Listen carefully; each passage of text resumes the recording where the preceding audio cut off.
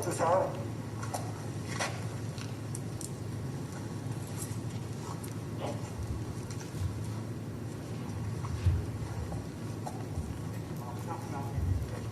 All right, you got it? Yeah. Stay inside, stay inside, stay inside. Stay inside. What happened with my son? We're working on it right now. Stay He's inside. not his fault. No, it's okay. Stay inside. Okay. Close the door.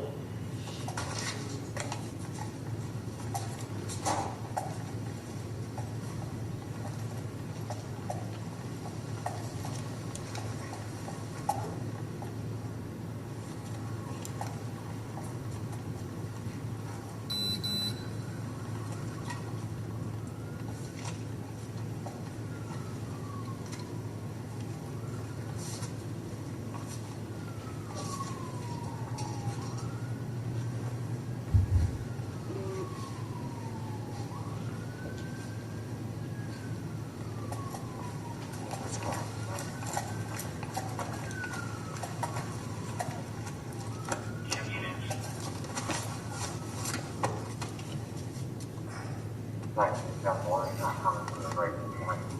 That's what we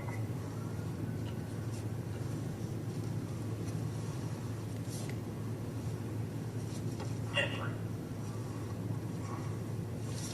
131.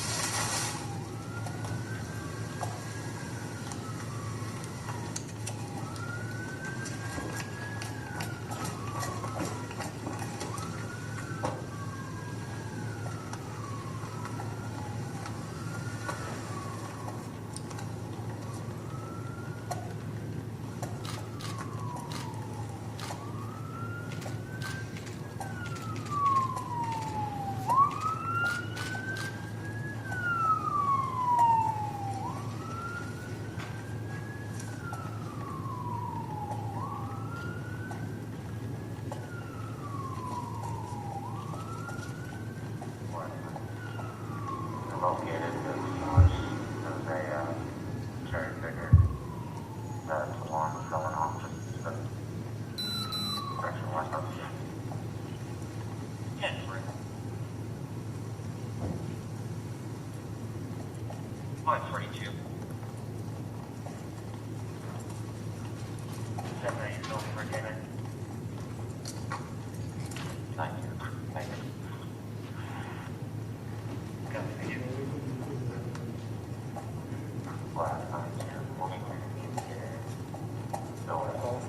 Just west of Franklin Point. Make it on the top. Denver. Trying to get it up.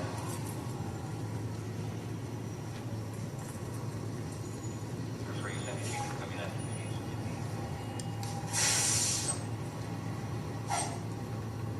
133.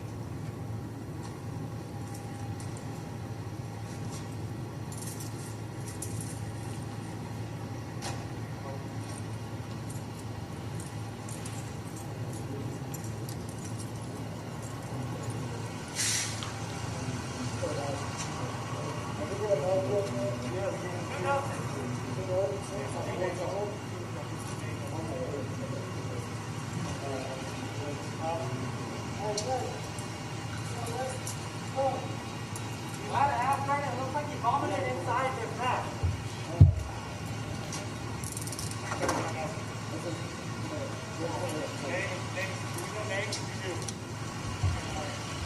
Store opportunity.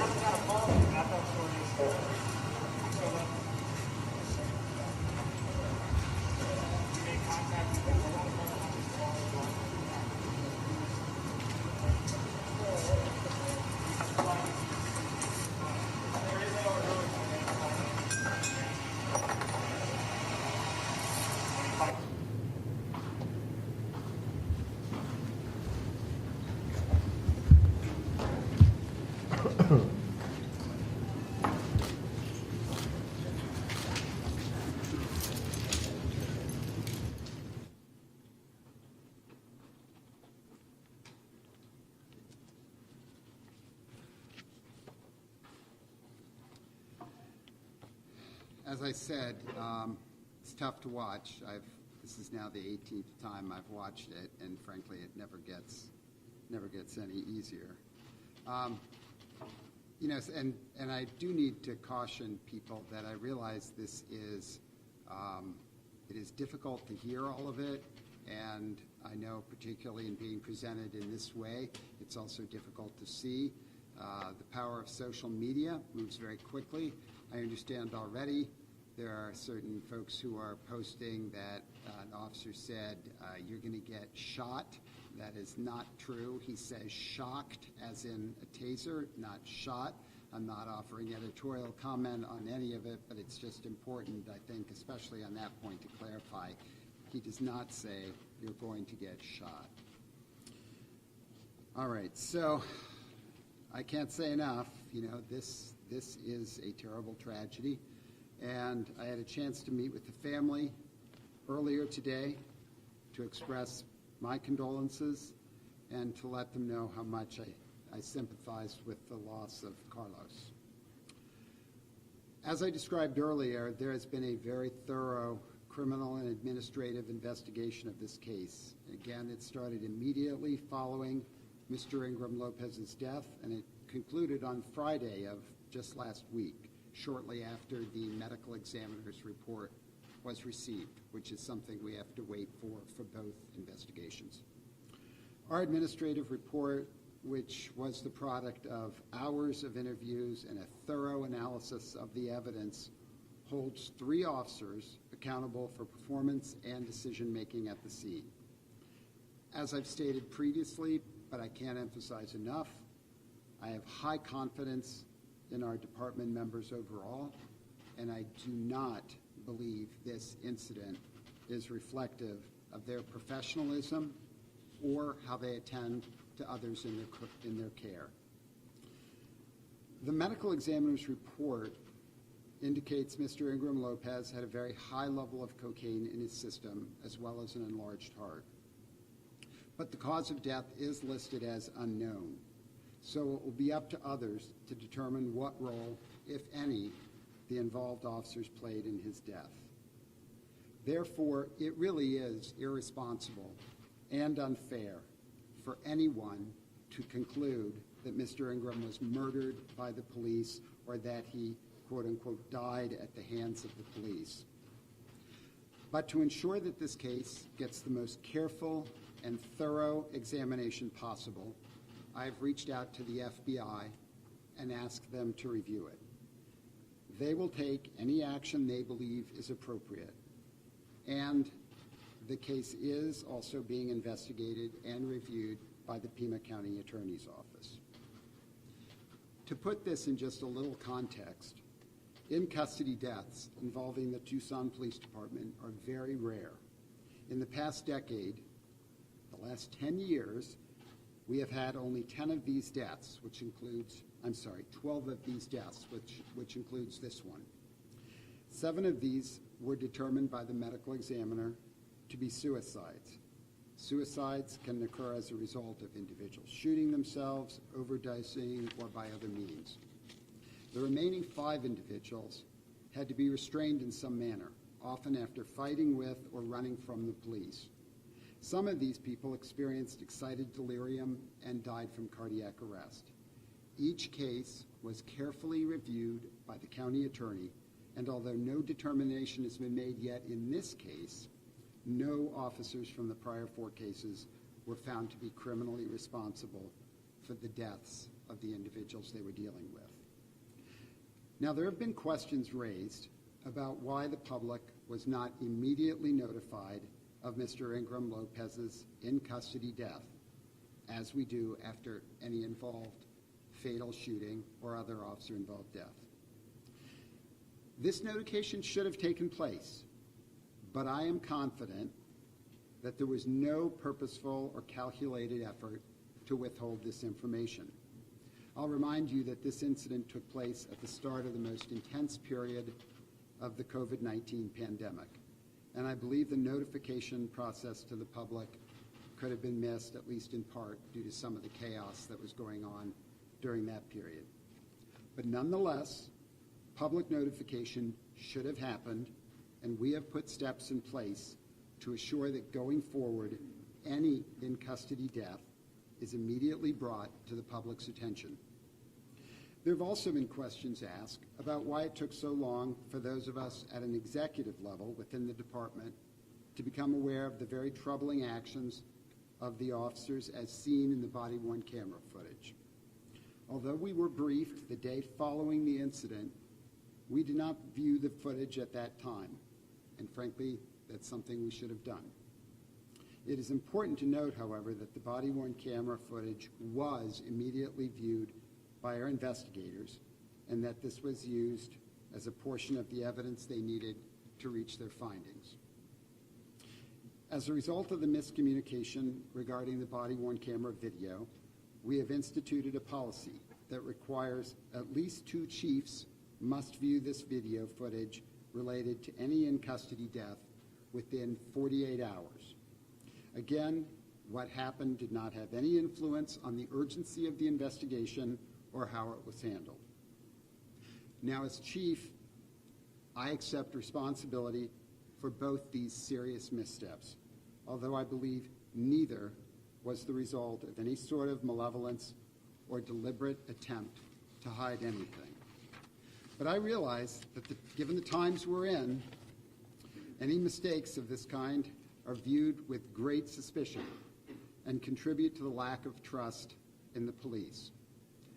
While I think this is extremely unfortunate, because I believe we have one of the best police departments in the country with good policies and training in place, and I believe that our members and I work hard every single day to earn and sustain that trust.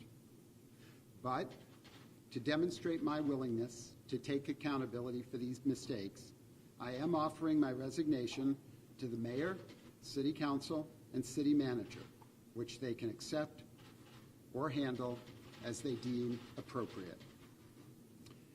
So after the mayor makes her statement, I'm willing to answer several questions to the degree that I can respond given the issues going forward. I'll hand this over to the mayor.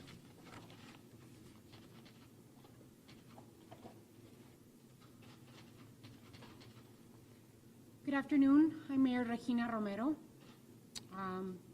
Before I address the video, it is important to acknowledge that the life of a fellow Tucsonan, Carlos Adrian Ingram Lopez, was needlessly lost. Any loss of life is tragic. I want to extend my condolences to the family of Carlos Adrian Ingram Lopez. My heart goes out to them during this incredibly difficult time. I had the opportunity to call the family, the parents of Carlos Adrian. They were with their attorney, they were with family, and I gave them my deepest condolences on behalf of the city of Tucson, of TPD, and as me as mayor. La familia de Carlos Adrián Ingram López es de habla hispana, hablan español, y quiero tomar este momento para darles mi más sincero pésame por la pérdida de su hijo, de su nieto y la pérdida de un padre a su hija. Más temprano hablé con la familia de Carlos Adrián. Les di mis más sincero pésame y les ofrecí las condolencias de la ciudad de Tucson y el departamento de policía. Carlos Adrián not only lost his life, but his family lost a son, a grandson, and his daughter lost a father. As mayor and as a mother, I am deeply troubled and outraged by what happened. I am outraged that Carlos Adrián lost his life. I am outraged that his family lost their son.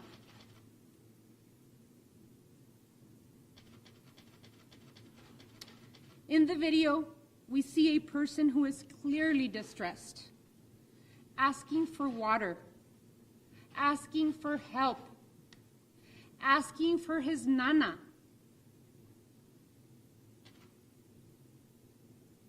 Now we must center the conversation on police accountability and transparency. When officers do not perform as trained, they need to be held accountable. These officers would have been terminated had they not resigned. I absolutely would have supported that decision. I know that the actions of these officers are not reflective of the department, whose officers are professional, hard-working individuals with deep roots in our community. Events like these remind us that even the most progressive police departments with some of the most forward-thinking policies and rigorous training are not immune to failure. It is simply not acceptable that both mayor and council and the public were not notified of this event after the incident took place. That is why today I am proposing a framework to change how we serve our community. We must act swiftly to adopt the following: provide immediate notification to mayor and council and the community of any in-custody death, which is consistent with what routinely happens with officer-involved shootings. Second, that we create a new community safety pilot division to reimagine how we provide safety to our community by bringing together support services such as mental health, social workers, drug dependency specialists, and those that serve individuals experiencing homelessness. We must also strengthen the role and function of the independent police auditor, including a formalized process to make recommendations for changes to policies, procedures, and practices to the mayor and council and chief of police. And finally, we must overhaul the Community Police Advisory Review Board. As an example, in its current iteration, CPARP only reviews external public complaints. Moving forward, the city code should be amended to reflect TPD's current voluntary practice of allowing the independent police auditor and CPARP access to internal administrative investigations. We are working with the city manager to provide resources to support this new framework.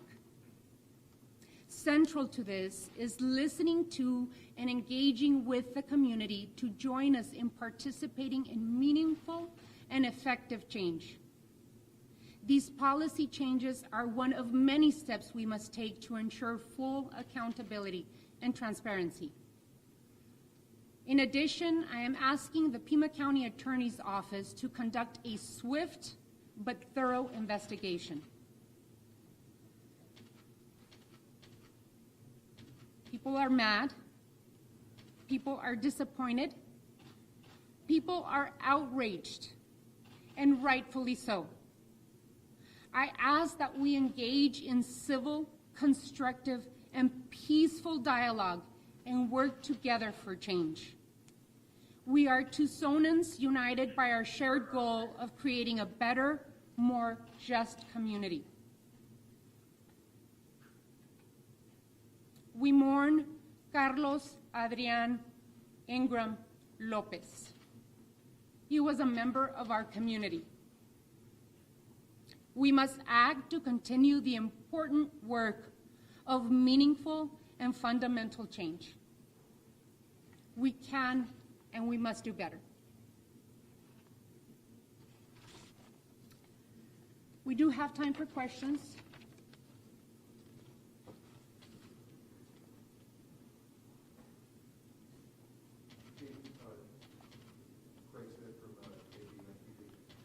Please describe where those officers broke policy and how they interacted with the state.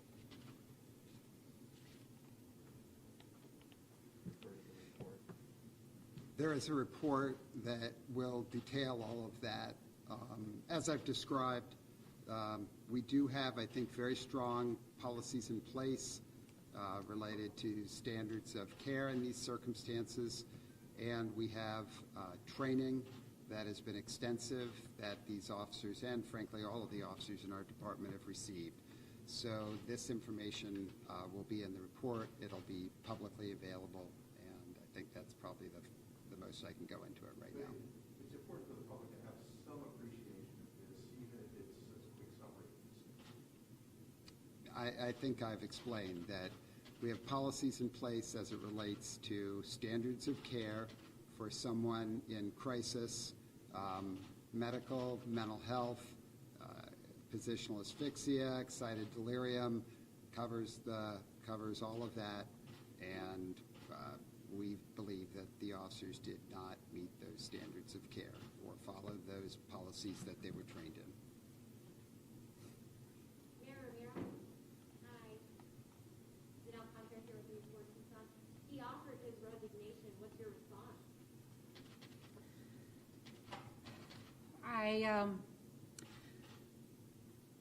I didn't know that he was going to offer his resignation, but it is up to our chief of police. I cannot impose my thoughts into what his decision has been. I think that Chief Magnus has been an honest, a great police chief for the city of Tucson, and I remain the right to think about what he's presented to the public and mayor and council today.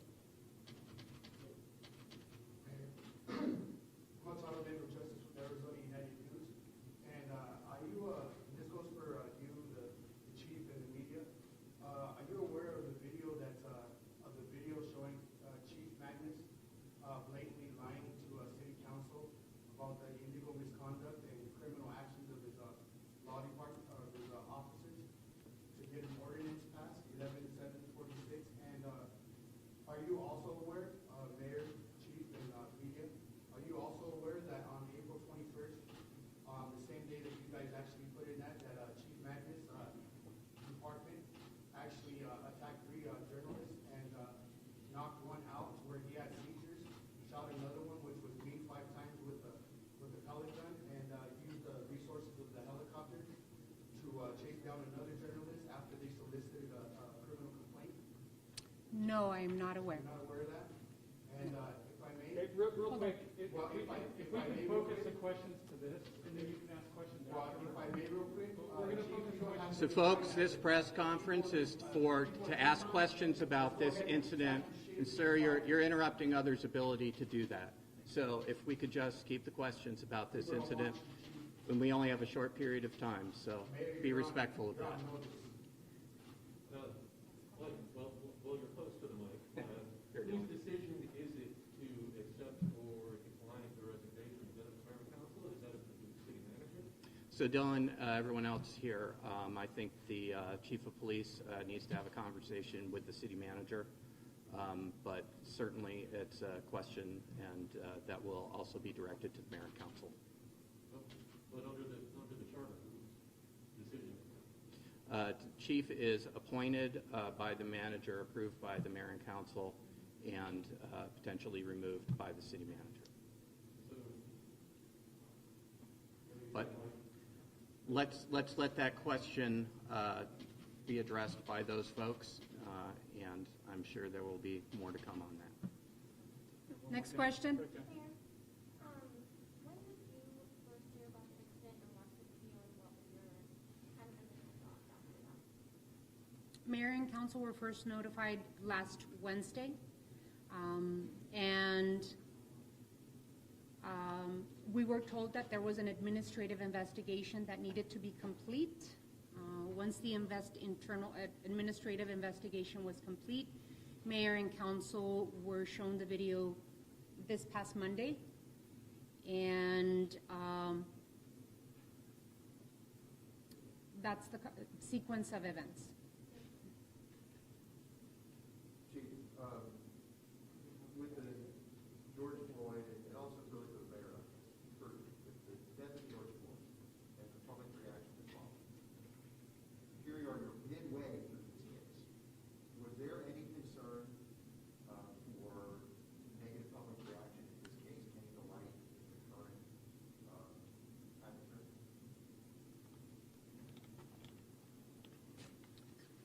Well, this is a very, very difficult case, and of course, there is concern. I have negative reaction to it, so I'm not surprised that there would be public negative reaction. What I would ask again is for the public, for everyone to put this in reasonable context, that we are dealing with actions of 3 members of the department. We address their conduct, I think, very appropriately, and I do not believe it reflects on the larger department, which is made up of many men and women from this community and all who have committed to serving this community, and I think done a very, very good job. So that's all I would ask of the public to consider. I just want to clarify whether the Floyd case and the reaction that followed influenced your timeline for the release of the confession. No, it didn't influence the release. The investigation was completed when it was completed. Actually, it doesn't. I don't think it makes any of us happy that the timing of this coincides with some of the other cases around the country. But we also, we are trying to be transparent and forthright. When the investigation was completed, that's when we were in a position to move forward with the notification to the public. Any other questions? Quote from Arizona Bilingual newspaper. Mayor, you mentioned that his resignation came out of surprise to you. Do you expect any other resignations within the department? There were 3 officer resignations, those directly involved Right. with. Do you expect any other people within the department to resign and do it so without telling you? No. At the press conference? I don't. I wouldn't be able to guess that. Any other questions? If the investigation was completed last Thursday, why are we here almost a week later? Why the long delay?